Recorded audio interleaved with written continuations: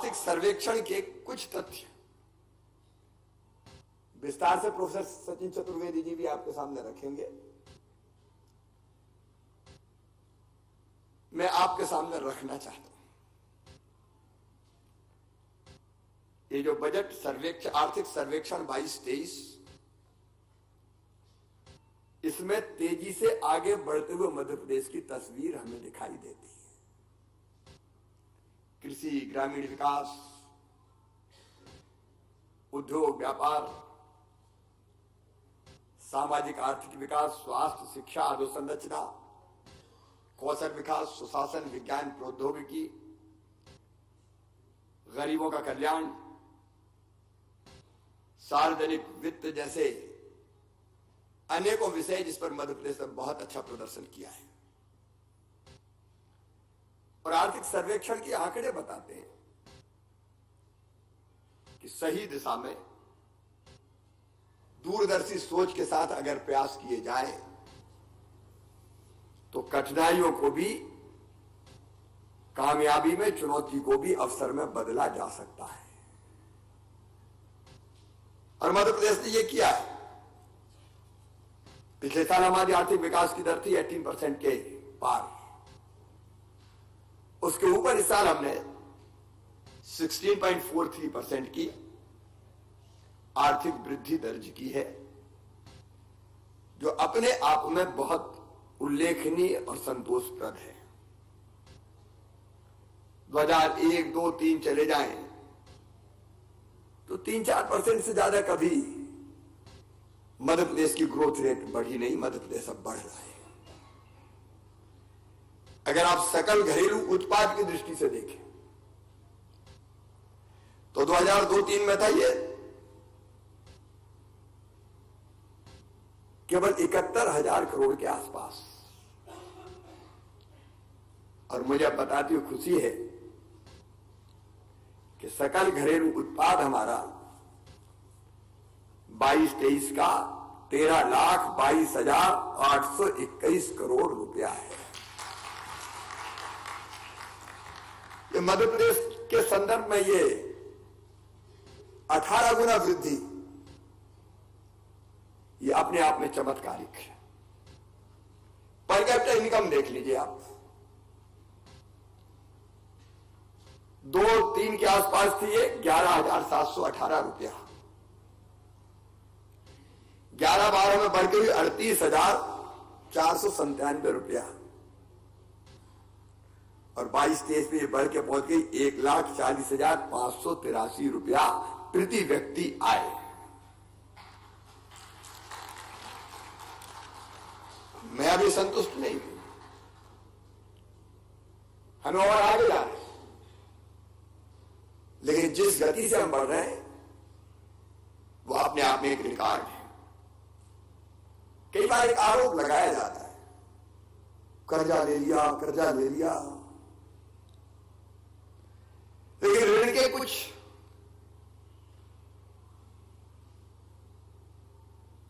लेने के कुछ मापदंड होते हैं, कुछ आधार होते हैं।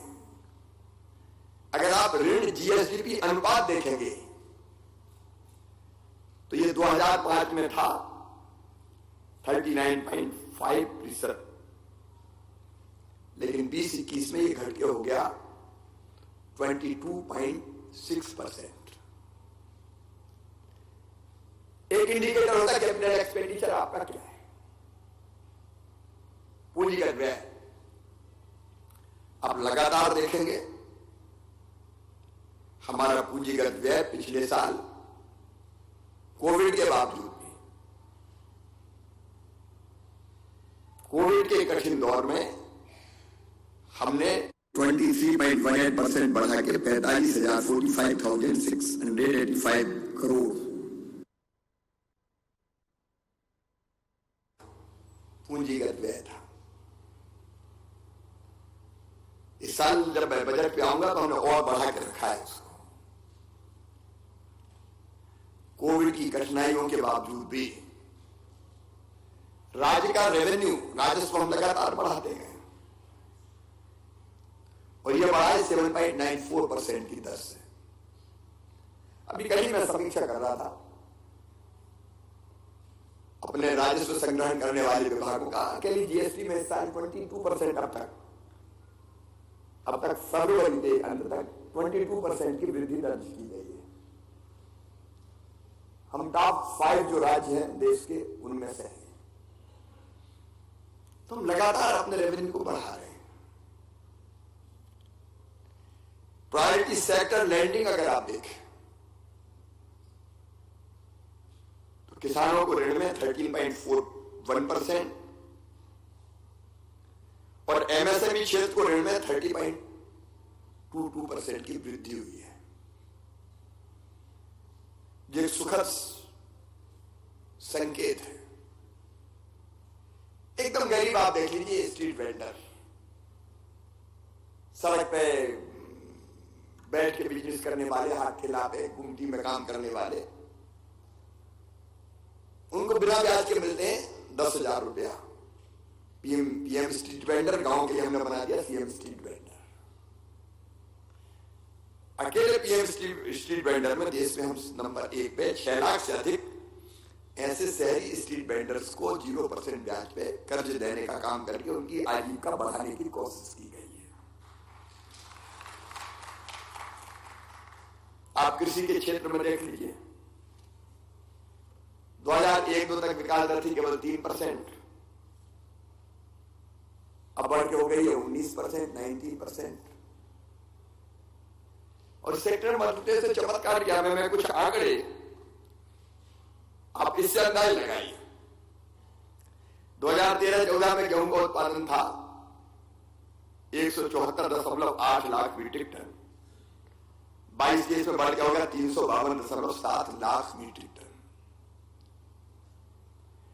और गेहूं के एक्सपोर्ट में भी 46% हमने वृद्धि हासिल की है। धान का, पैडी का उत्पादन अगर आप देखें तो ये 53.2 लाख मीट्रिक टन था, उससे बढ़ के हो गया 131.8 लाख मीट्रिक टन। सिंचाई की दृष्टि से देखें, मैं बहुत विस्तार में नहीं जाऊंगा। जब हमने सरकार संभाली तो मध्य प्रदेश में राजा, नवाब, कांग्रेस, अंग्रेज सबकी मिला के सिंचाई की क्षमता थी 7.5 लाख हेक्टर। अब बढ़ा के हमने कर दी 45 लाख हेक्टर और 65 लाख हेक्टर पे काम चल रहा है। औद्योगिक विकास दर 1-2 की अगर आप देखें तो ये थी केवल उस समय 1-2 में -0.61%, जो 22-23 में बढ़ के हो गई 24%। हमको काम और करना है, इसमें कोई दो मत नहीं, लेकिन हमने जो किया वो कम नहीं है। मध्य प्रदेश जैसे राज्य को जो कभी बीमारू कहलाता था। और मित्रों, इस साल का जो बजट है वो हमारी कुशल वित्तीय प्रबंधन की तरफ इशारा करता है। पिछले बार बजट का आकार था 2,79,237 करोड़। अब हम 3 लाख करोड़ के क्लब में शामिल हो गए हैं। इस साल का हमारा बजट है 3,14,025 करोड़ का। हमारा राज्य का कोसी घाटा ये 55,709 करोड़ अनुमानित है, जो हमारे जीएसडीपी के 4% की सीमा में है, जो अलाउ करती है भारत सरकार। और मैंने अभी ऋण जीएसडीपी अनुपात की बात आपसे कही थी। 2002-03 में वो 31.6% था, वो घट के इस साल अनुमान है 27.8% रहने का। कैपिटल एक्सपेंडिचर अगर इस बजट को देखें तो बहुत संतुलित बजट है। आत्मनिर्भर भारत, प्रधानमंत्री जी ने कहा, आत्मनिर्भर भारत के लिए आत्मनिर्भर मध्य प्रदेश, यह हमने संकल्प लिया। प्रधानमंत्री जी ने कहा $5 ट्रिलियन की इकोनॉमी। मध्य प्रदेश ने तय किया $5 ट्रिलियन की इकोनॉमी के लिए $550 बिलियन की इकोनॉमी हम मध्य प्रदेश को बनाएंगे। और उस दृष्टि से अगर आप देखेंगे तो कैपिटल एक्सपेंडिचर बढ़ा के हमने पिछले साल के 48,800 करोड़ से इस साल 56,256 करोड़ रुपया रखा है। इस पर विस्तार से यहां चर्चा होगी। फिर हम लोगों ने इस बार प्रयोग किया कि सेक्टर वाइज एक तरफ कैपिटल एक्सपेंडिचर, सड़क, सिंचाई, बिजली, इंफ्रा, उसके लिए धन की कमी ना रहे, उसका हमने पर्याप्त प्रावधान किया। लेकिन दूसरी तरफ वेलफेयर स्टेट का काम है, हम जनता को कैसे राहत दें। प्रधानमंत्री जी का, भारतीय जनता पार्टी का एक संकल्प है, गरीब कल्याण हमारा संकल्प। और इसलिए उस दृष्टि से अगर देखें तो महिला, किसान, युवा और गरीब, मैं ज्यादा विस्तार में नहीं जाऊंगा क्योंकि हम बाकी सुनना चाहते हैं। अब आधी आबादी महिलाओं की है, उपेक्षित रही है, पीड़ित रही है, शोषित रही है। ऐतिहासिक अन्याय हुआ पहले, और उसी पीड़ा में से लाडली लक्ष्मी योजना जैसी हमारी निकली थी, कन्या विवाह जैसी योजना निकली थी। लेकिन इस साल हमने एक और योजना बनाई, मुख्यमंत्री लाडली बहना योजना। टोटल बजट का मुझे कहते हुए खुशी है, 1,02,976 करोड़ रुपया बहनों पे खर्च कर रहे हैं, बेटी, बहन और मां पे खर्च कर रहे हैं। लाडली बहना योजना ये फ्री में बांटना नहीं है जी। हमने 2017 में प्रयोग किया, बेगा, भारिया, सहरिया, जो अत्यंत पिछड़ी जनजाति है, उनकी बहनों के खाते में 1,000 रुपए डाले। बहुत गरीब परिवार थे। और बाद में नीति आयोग ने, मैंने कहा कि इंपैक्ट असेसमेंट करो, इस पैसे का क्या हुआ। आपको सुखद आश्चर्य होगा, उन परिवारों के पोषण का स्तर बढ़ गया। बहनों ने वो पैसा फालतू खर्चा नहीं किया, दूध खरीदा, सब्जी खरीदी, फल खरीदा, दाल खरीदी, बच्चों को खिलाया, तो पोषण का स्तर बढ़ गया। इसलिए हमने उसका विस्तार कर दिया इस बार। कि जिन बहनों की आमदनी 2.5 लाख रुपया से कम है, उनके खाते में 1,000 रुपया हर महीने डाला जाएगा। और मुझे पूरा विश्वास है उसका सदुपयोग होगा। बहनें स्वावलंबी भी बनेगी, आत्मविश्वास से भी भरेगी और परिवार का कल्याण भी करेंगी। मैं सारे प्रावधानों में नहीं जा रहा। युवाओं के लिए केवल एक ही बात कहूंगा, नौकरियां, मैं शासकीय नौकरियां है 1,24,000। मुख्यमंत्री उद्यम क्रांति जैसी योजना में 1 लाख नौजवानों को 50 लाख रुपए तक का ऋण, उसके ऊपर ब्याज का अनुदान देने का प्रावधान है। हर महीने हम रोजगार दिवस मनाते हैं, उसमें 2.5 लाख लोगों को, जिसमें यूथ शामिल है, रोजगार के लिए ऋण देते हैं। लेकिन एक योजना, मुख्यमंत्री कौशल अप्रेंटिसशिप योजना प्रारंभ कर रहे हैं। करो और कमाओ, सीखो और कमाओ, लर्न एंड अर्न। तो ये बच्चे काम सीखेंगे भी, और इनमें 1 साल पे एक बच्चे को 1 लाख रुपया मिलेगा।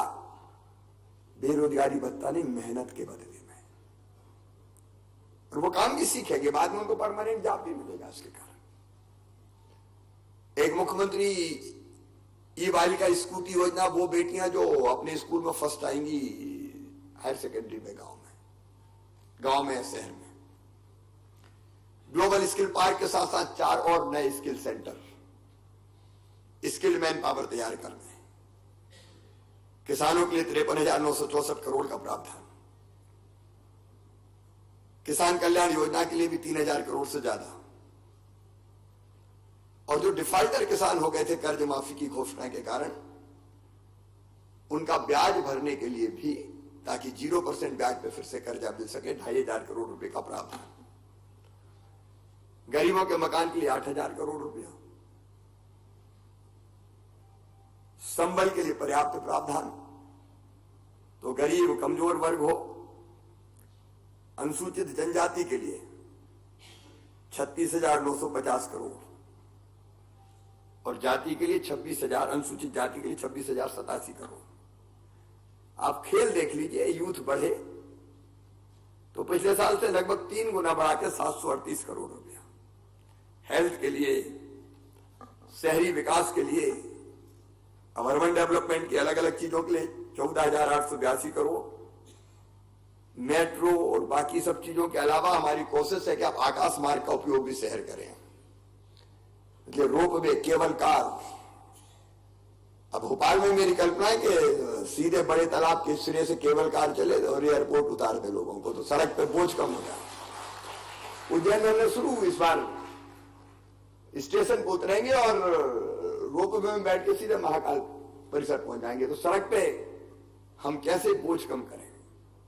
इंफ्रा में Vindhya expressway, Narmada expressway, Chambal Atal express way.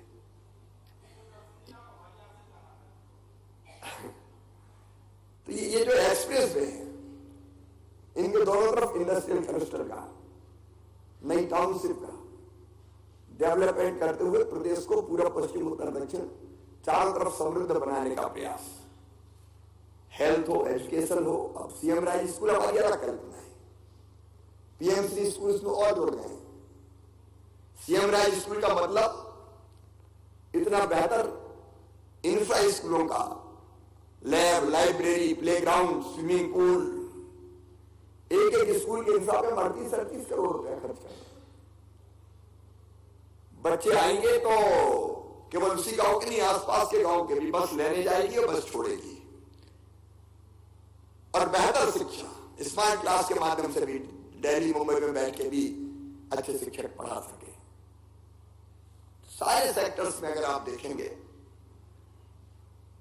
चाहे अर्बन डेवलपमेंट हो, चाहे रूरल डेवलपमेंट हो, मैं बहुत विस्तार में उसका जिक्र नहीं करूंगा। एक चीज और देखें, मध्य प्रदेश ऐसा राज्य जिन्हें डिपार्टमेंट ऑफ हैप्पीनेस भी बनाया। हम आर्थिक प्रगति तो चाहते हैं, लेकिन रोटी, कपड़ा, मकान के अलावा भी कुछ चाहिए। और इसलिए शरीर, मन, बुद्धि के साथ साथ आत्मा का सुख भी मनुष्य प्राप्त करे।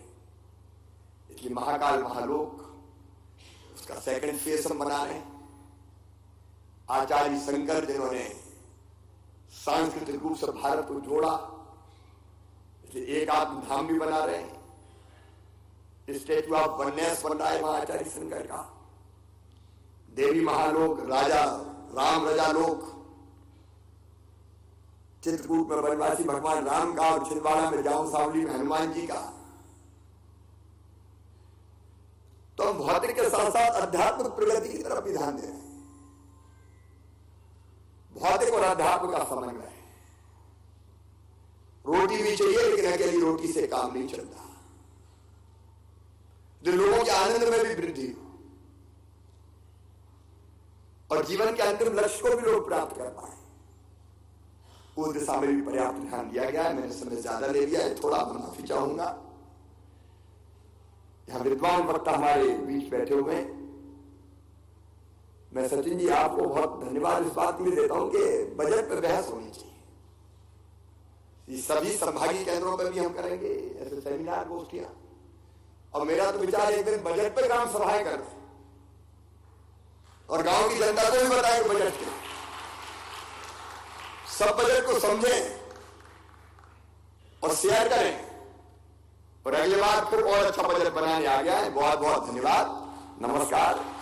मैं एक धृष्टता कर रहा हूं क्योंकि मेरा आज कार्यक्रम ग्वालियर, शिवपुरी, अन्य कोई स्थान पर है। Madhya Pradesh tiger state, Madhya Pradesh leopard state, Madhya Pradesh बल्चर state, Madhya Pradesh घड़ियाल स्टेट, मध्य प्रदेश चीता स्टेट।